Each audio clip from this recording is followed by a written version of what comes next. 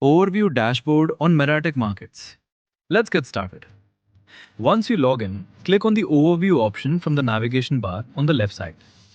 This will open the Overview dashboard. Here, you can view your overall account activity in one place. At the top, you will see your Real Account section, where all of your trading accounts are displayed. If you click on the three dots next to any account, a menu will appear with several options. From here, you can transfer amount between accounts, edit account name, change password, change leverage, view account details, and copy account information for quick access. Below that, you will find the Fund Overview section, which shows details such as your real account deposits, withdrawals, and transfers.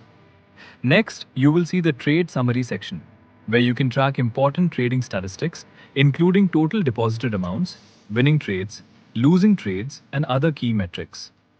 Further down, you will find the Recent Transaction section, which displays your latest account transactions.